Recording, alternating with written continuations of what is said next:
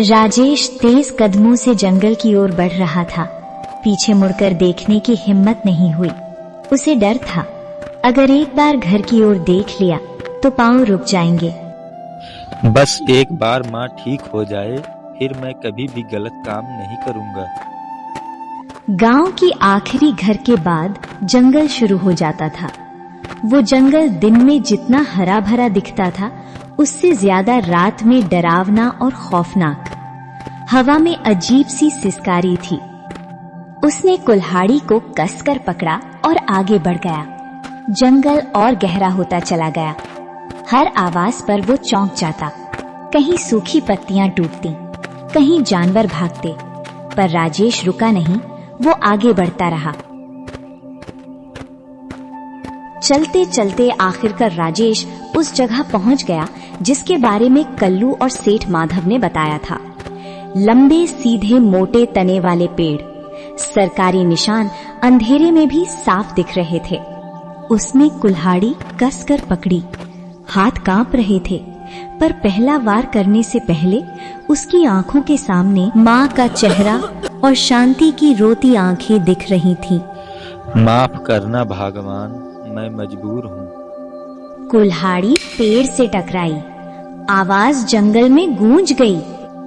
दूसरा वार, फिर तीसरा। हर वार के साथ उसका दिल और भारी होता गया। अचानक दूर से आवाज आई, डर मत राजेश, हाथ और तेज चला। राजेश चौंक जाता।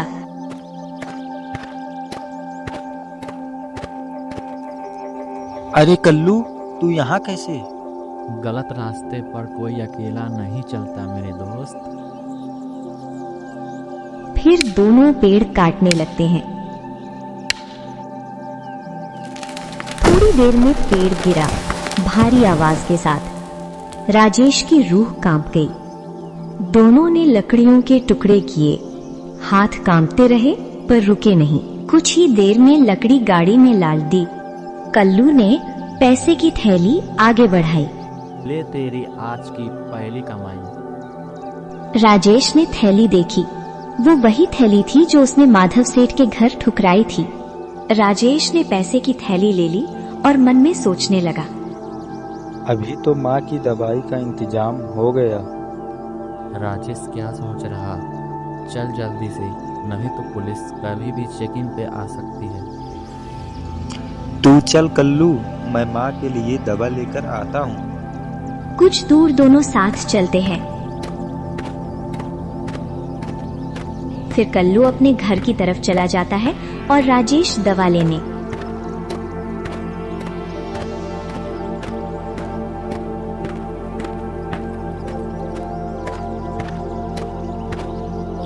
डॉक्टर जी, दवाई चाहिए। किसके लिए? मेरी माँ के लिए। किस चीज की दवा दूं? माँ को बहुत ज्यादा खांसी आ रही है और सांस भी फूल रहा है।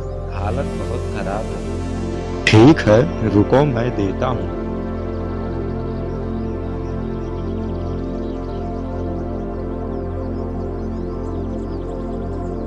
फिर डॉक्टर राजेश को दवा दे देता है। कितने पैसे हुए? 50 रुपए। राजेश डॉक्टर को 50 रुपए दे देता है और दवा लेकर घर की ओर बढ़ जाता है। घर लौटते समय हर कदम भारी लग रहा था। पैसे जेब में थे पर दिल उदास था। घर पहुंचा तो देखा शांति दरवाजे पर बैठी उसका इंतजार कर रही थी। इतनी देर से कहाँ थे?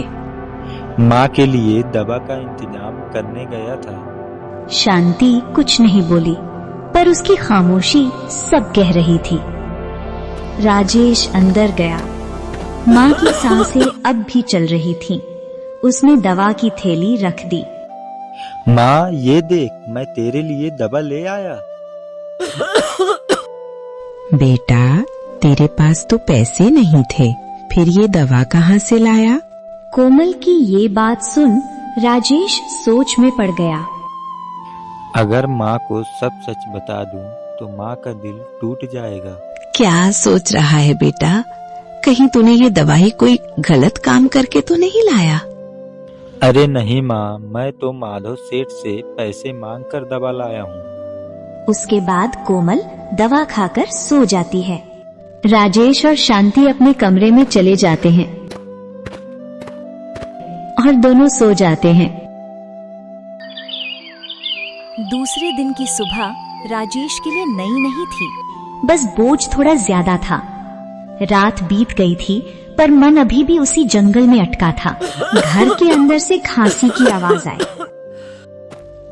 राजेश जल्दी से अंदर गया। माँ की हालत कल से थोड़ी बेहतर थी, लेकिन खांसी अब भी आ रही थी। माँ, तू तो ठीक है ना?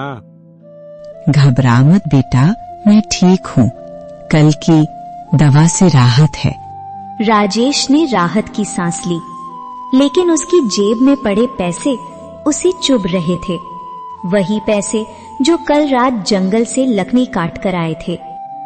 गलत पैसे से ली हुई दवा क्या सच में माँ को ठीक कर पाएगी? शांति चुपचाप बैठी थी। वो कम बोलती थी पर सब समझती थी। आज कुछ परेशान लग रहे हो? नहीं, बस थोड़ा सा थका हुआ। दोपहर को गांव के चौपाल पर बातें हो रही थीं। अरे भाई, सुना है रात को जंगल से कुछ सरकारी पेड़ काटे गए हैं। रात को गाड़ी भी गई थी। ये सुन राजेश का शरीर कांप गया। गाड़ी? मतलब किसी ने मुझे नहीं देखा? वो चुपचाप उठा और घर की ओर निकल गया। रास्ता वही था, पर आज गांव में उठती हर फुसफुसाहट उसके कानों में गूंज रही थी। तभी रास्ते में उसे कल्लू मिला। और राजेश माँ के लिए दवा लाया? हाँ कल्लू। तो आज रात फिर चलेंगे ना, दोगुना पैसा मिलेगा। नहीं कल्लू, अब मैं नहीं करूँगा। सोच ले, अब पीछे हटेगा तो भी फंसेगा। मैंने कहा ना नहीं। ये सुन कल्लू का चेहरा उदास हो जाता है। बहुत शरीफ बन रहा है, याद रख ईमानदारी से पेट नहीं भरता है। ये कहकर कल्लू चला जाता है और राजेश अपने घर चला जाता है। रास्ते में उसका दिमाग बस एक बात सोच रहा था। क्या गलत पैसे से सही इलाज हो सकता है?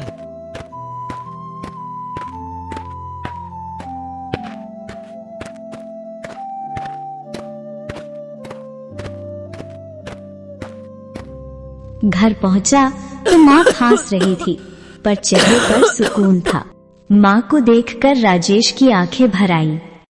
अगर माँ को सच पता चल गया कि दवा के पैसे कहाँ से आए थे तो ये राहत भी चली जाएगी। बेटा, आजकल तू इतना उदास क्यों रहता है? मुझसे ये तेरा उदास चेहरा देखा नहीं जाता है। नहीं माँ, ऐसा कोई भी बात नहीं है। बेटा, पैसा गलत हो तो दवा भी बोझ बन जाती है। माँ, आप ऐसा क्यों बोल रही हो? माँ हूँ बेटा, समझ जाती हूँ। पूरा सच नहीं, पर डर महसूस हो रहा है। राजेश की आंखों से आंसू गिरने लगे। मैं मजबूर था माँ, मेरे पास कोई दूसरा रास्ता नहीं था। मजबूरी समझ आती है, पर बेटा गलत रास्ता नहीं। राजेश ने सिर झुका लिया।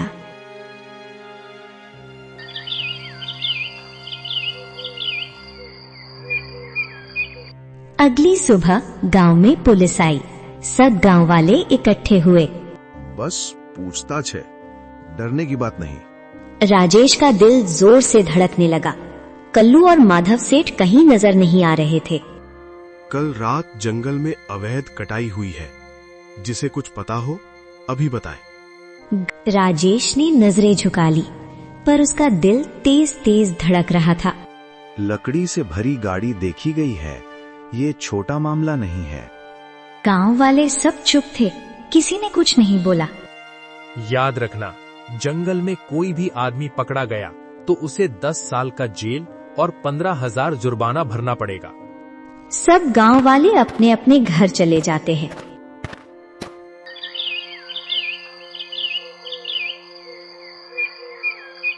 रात को राजेश अकेला बैठा था। अगर आज जंगल नहीं गया तो कल सब ठीक हो जाएगा। उसने पैसे निकाले और उन्हें देखने लगा।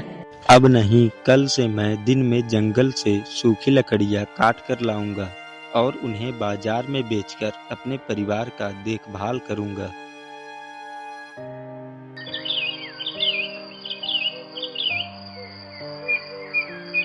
अगले दिन से राजेश गलत रास्ता छोड़ दिया और जैसे कि पहले वो जंगल से सूखी लकड़ियां लाकर उसे बाजार में बेचता था, अब वो जंगल से ज्यादा लकड़ियां काटता है और उसे बाजार में सही कीमत पर बेचता था और उन्हीं पैसों से माँ के लिए दवाइयाँ भी लेकर जाता है। कुछ दिन बीतते गए। जब पुलिस को पता चला कि जंगल से लकड़ियाँ कल्लू और माधव सेठ काटते हैं, तो पुलिस दोनों को पकड़कर जेल ले गई। राजेश के माँ की तबीयत धीरे धीरे ठीक हो गई। दवा काम कर रही है बेटा, पर तेरी ईमानदारी उससे ज्यादा। ये सुन राजेश की आंखों से खुशी के आंसू बहने लगे। गलत रास्ता अक्सर जल्दी पैसा देता है, पर सुकून सिर्फ सही रास्ते और ईमानदारी के पैसे से मिलता है। सब्सक्राइब मुरली टून्स।